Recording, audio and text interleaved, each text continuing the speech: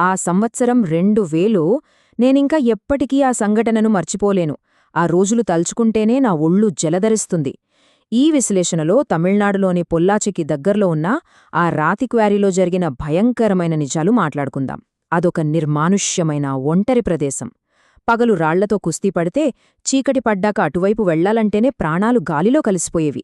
అక్కడే ఆ వలస కూలీల కళ్లముందే ప్రాణాలను బలిగొనే ఒక భయంకరమైన దెయ్యమాట మొదలైంది. ఆ సమయంలో ఒక భూతవైద్యుడు అన్న మాటలు వింటే ఎవరికైనా గుండె ఆగిపోవలసిందే. అర్థం చేసుకుని ఇక్కడి నుంచి వెళ్ళిపోండి, లేదా చావండి. ఆమె ఆట మొదలైంది.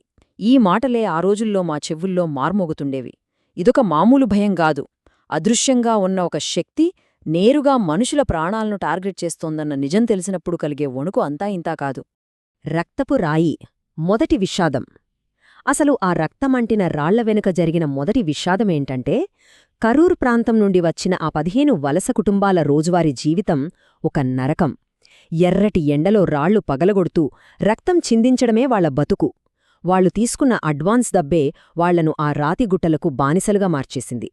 ఇదొక విచిత్రమైన పరిస్థితి. ఒకవైపు చూస్తే భారీ అప్పులతో క్వారీ యజమాని విసిరిన ఆర్థిక వల, ఆ ప్లేస్ విడిచివెళ్లే దారే లేదు. మరోవైపు చూస్తేనేమో ఏ ఒక్కర్నీ ప్రాణాలతో బయటకు వెళ్లనివ్వకుండా పగతో రగిలిపోతున్న ఒక ఆత్మ పన్నిన మాయావల. ఇటు అప్పుల బాధ, అటు దెయ్యం భయం. ఈ రెండింటి మధ్య ఆ కుటుంబాలు పడిన నరకం వర్ణించలేనిదే. ఆ నరకంలో ఆ రోజు ఎవ్వరూ ఊహించని ఘోరం జరిగింది. శాంతామణి అనే మహిళ రాళ్లు పగలగొడుతుండగా అకస్మాత్తుగా పైనుంచి ఒక బరువైన ఇనుప సమ్మెట నేరుగా ఆమె తలపై పడింది. పాపం, తల పగిలి అక్కడికక్కడే ప్రాణాలు వదిలింది. కనీసం ఆ మృతదేహాన్ని వాళ్ల సొంత ఊరికి కూడా తీసుకెళ్లలేని దరిద్రం. వేరే దారిలేక ఆ పక్కనే ఉన్న క్వారీ చీకటి నీటికుంట దగ్గరే గుండెల్నవిసే రోదనల మధ్య ఆమెను పూడ్చిపెట్టారు. ఏడుపులు, ఆత్మల డప్పులు. శాంతామణి చావుతో ఆ క్వారీ వాతావరణం పూర్తిగా మారిపోయింది.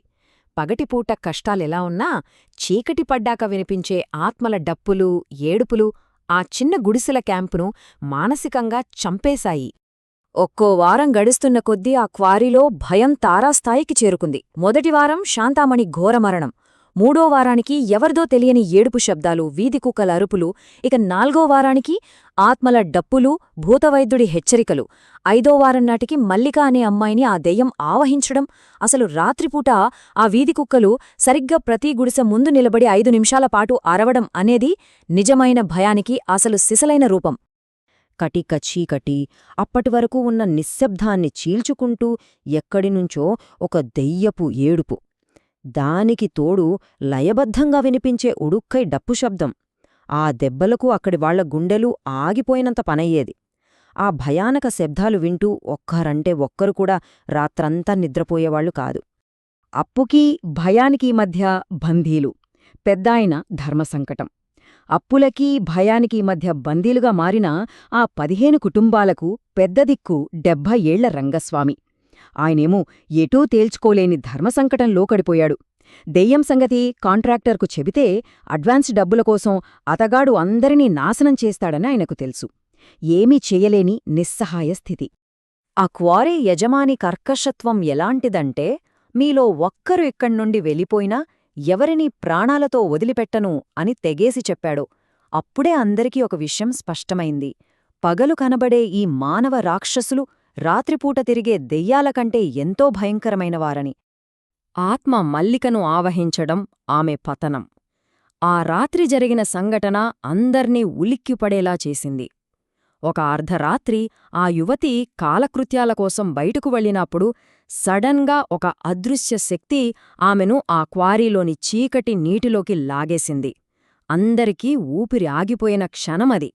ఆ నీటి అడుగుకు లాగబడిన మల్లిక కొద్దిసేపటికి బయటకు వచ్చింది. కాని ఆమె ముఖంలో ఒక పైశాచికమైన చిరునవ్వు. పళ్ళు కొరుకుతూ పాములా నేలపై పాకుతూ ఉంటే ఒక భయంకరమైన దుష్టశక్తి ఆమె దేహాన్ని పూర్తిగా లాగేసుకుందని అర్థమైపోయింది. కళ్ళెదురుగా కన్నబిడ్డ ఆ రాక్షసరూపంలో కనిపిస్తుంటే ఆ తల్లిదండ్రుల వేదన అంతా ఇంతా కాదు. ఆ అమ్మాయిని కాపాడుకోవడానికి ఎన్నో ప్రయత్నాలు జరిగాయి. ఒక మంచి మనసున్న ఐస్ క్రీం అమ్మే వ్యక్తి సాయంతో శివాలయానికి వెళ్లి విభూది తెచ్చారు. దారిలో కనిపించిన ఒక బిచ్చగాడి రహస్య సూచనతో ఎక్కడో దట్టమైన అడవిలో మరుగున పడిపోయిన కన్యమ్మన్ పుట్టను కనుక్కున్నారు. క్వారీ చీకటి రహస్యం. రాణి పగ. ఆ అమ్మవారి పుట్ట దగ్గరే అసలు క్వారీ చీకటి రహస్యం బయటపడింది. ఆ ఆత్మ అందరూ అనుకుంటున్నట్లు మొన్న చనిపోయిన శాంతామణిది కాదు అన్న నిజం బట్టబయలయింది.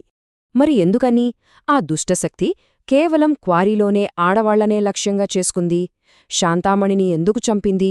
మల్లికను ఎందుకు ఆవహించింది? ఈ ప్రశ్నలన్నింటికీ సమాధానం ఆ క్వారీలో దాగి ఉన్న ఒక అత్యంత విషాదకరమైన పాత గతం వైపు తీసుకెళ్ళింది. పూజారి చేసిన కర్మల సమయంలో అసలు నిజమేంటో తెలిసింది. ఆ ఆత్మ శాంతామణిది కాదు.